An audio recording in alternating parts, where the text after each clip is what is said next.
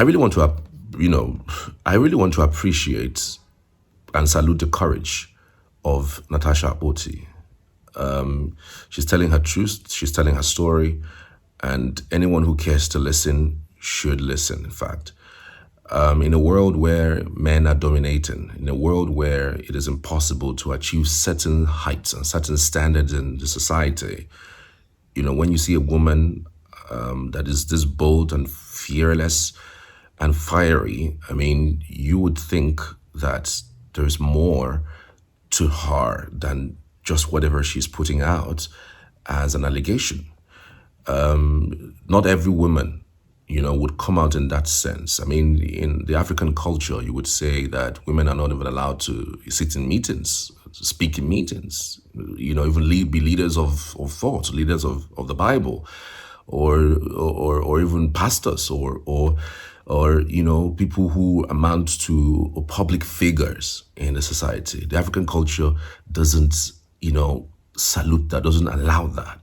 And so giving that cultural background, seeing where she is coming from, knowing the antecedents of some of our political godfathers, some of our political bigwigs, what they can do and undo, you would give it to Akpoti or Duagan for, you salute her courage and her character when it comes to things and issues like this. Give it to her. She's fabulous with that. But there are a few things that I actually want to put out, especially as it relates to this matter. I don't know. I just, in my head, I was just playing back what has happened. And I said to myself, I wish this particular petition that she's putting out against the Senate president was not as a result of a seat-changing emotional outburst of hers in the House. I wish it wasn't. I wish it was just a petition written on its own, aside an altercation that happened, because it feels to me that there was an orchestrated plan to act the way she acted, and then the next thing is to go into allegations of sexual misconduct or sexual harassment on her, because it looks premeditated. I mean, look at the incident. Oh, Natasha, you no longer sit there. Look at where your seat is, and you are not the only person whose seats have been changed in that house in the last year and the last few months. Ojis Okalo, who is a high-ranking member of that particular party, APC, there has been the seats have been changed severally. People who are low-ranking, middle-ranking, however ranking, their seats have been changed in different times and different days and different periods, and they say it's a normal thing, and then it's a normal thing. So why is it a problem changing your seat if it is within the jurisdiction of the Senate president to change your seat? Why is it an issue? Like, if that's how it happens, without your notice, they take your seat away from you, take it to somewhere else. Why is that an issue? Truly, because I don't get it. Why is that an issue? Now, again, like I said, I wish she doesn't even have an antecedent beyond just having the issues with the premeditated style she used in getting traction, and then people say creating content, and then moving to allegations of sexual misconduct. It feels to me like a pretty premeditated action. Flashback, we have had several persons. Akpabio now is the fifth. We had 4 other persons who have basically accused you of falsely accusing them that sexually. You said you are sexually harassed, and whereas they are out with evidence, and then when they are out with their evidence, you tend to kaput, you tend to run away. So these are the kind of cards that you have played in the past that has somehow brought attention to you, and then you think you can play that card in the Senate House. It's preposterous. Now, let me give you a list of people whom she has accused of sexually harassing her, and it turned out to be false. One, Reno Omokri, former media aide to President Goodluck Jonathan, was accused by this same woman of sexually harassing her during an event. Omokri provided evidence proving he was in the United States at the time of the alleged incidents, forcing Akpoti herself to retract that her claim. Can you imagine that? So, were you hallucinating? Was your head moving left and right and center to think that somebody who is in the United States would be harassing you in Nigeria? If it wasn't about, oh well, play politics with the throwing the wheel to the spanner, throw something and let it be that it's sexual harassment. I mean, and it is easy because again, in the world where the world listen only to when it is sexual harassment for women, it becomes, now because say give them sex, that's why they do like this. And I thought through it again. I said, is this Senate president?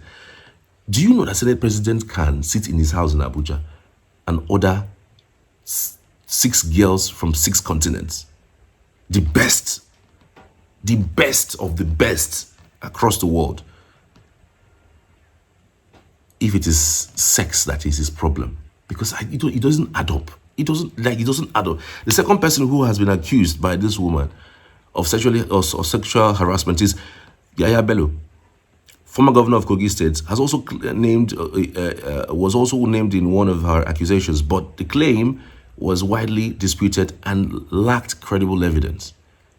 She goes about throwing tantrums at people who are prominent.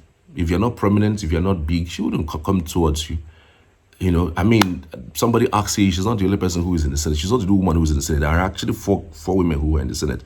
The Ireti Kingibe and her, and then 2 other women. 2 other women are not really outspoken, as they should. But in situations like this, women should be supporting women. But even the women who are in that house are not even supporting her.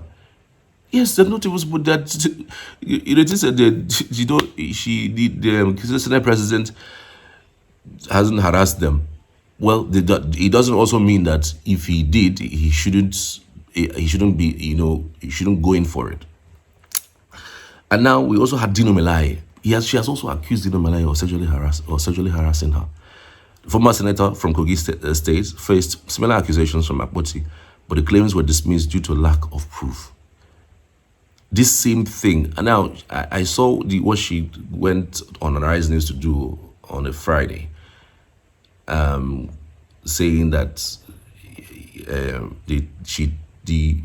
she followed him to his house, and they got into the house, and then they were swinging their hands, and then they mentioned something to her that she was hoping that her husband was not listening or didn't hear what they said. And even when your husband asked you about what happened, you refused to tell him. It's questionable now. So why didn't you tell him at that time that this is what this man said, if truly he wanted to solve that problem? There's when a woman comes out like this, there's something she's trying to hide. They should be checked.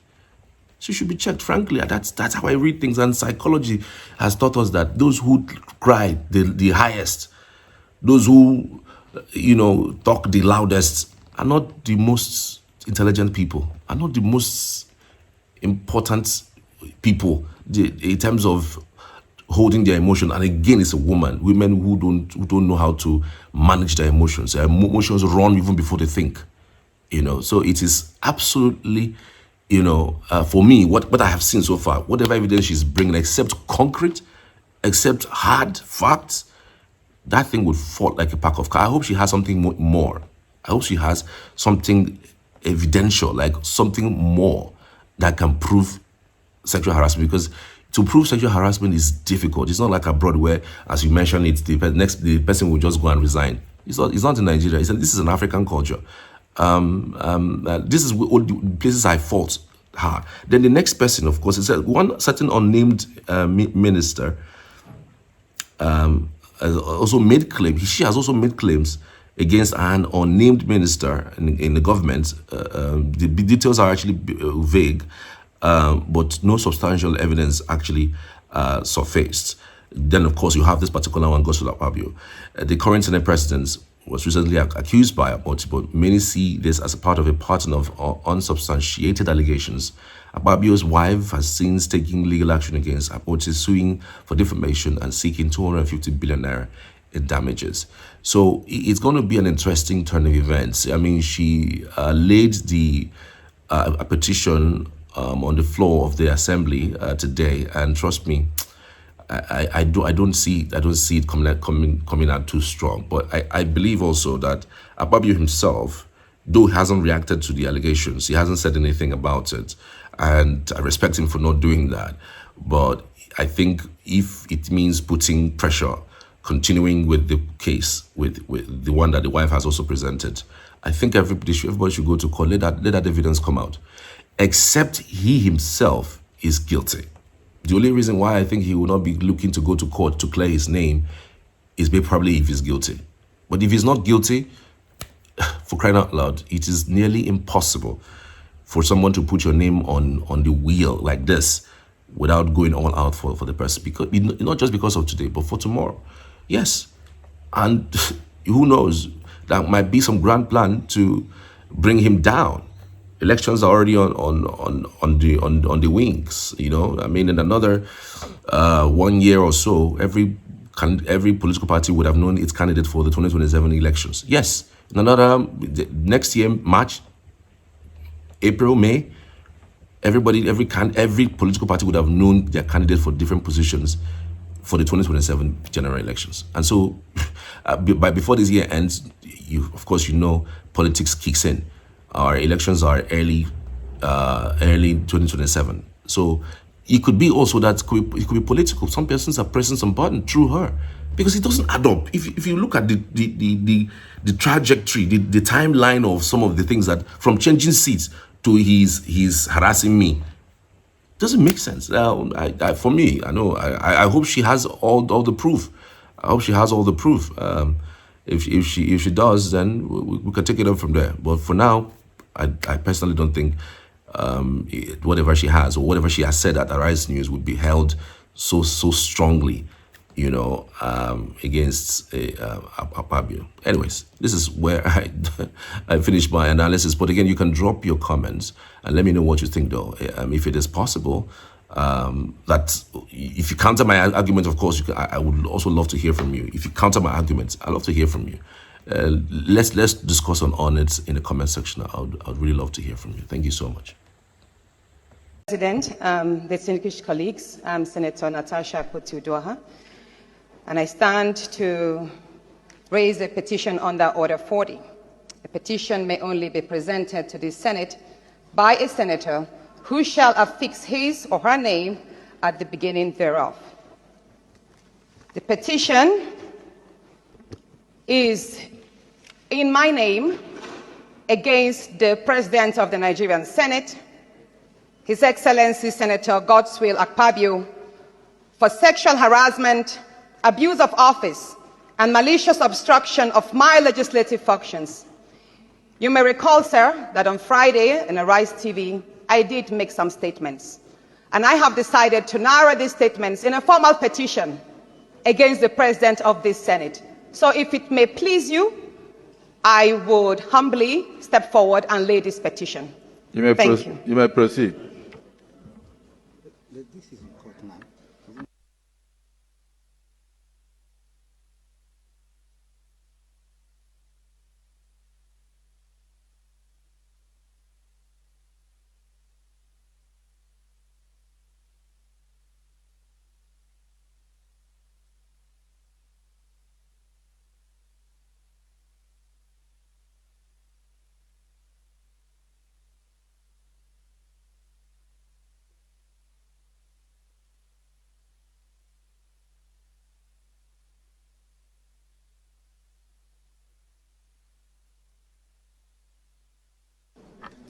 Distinguished colleagues, This petition is hereby referred to the Committee on Code of Conduct, Ethics and Public Petitions to revert to the Senate as soon as practicable.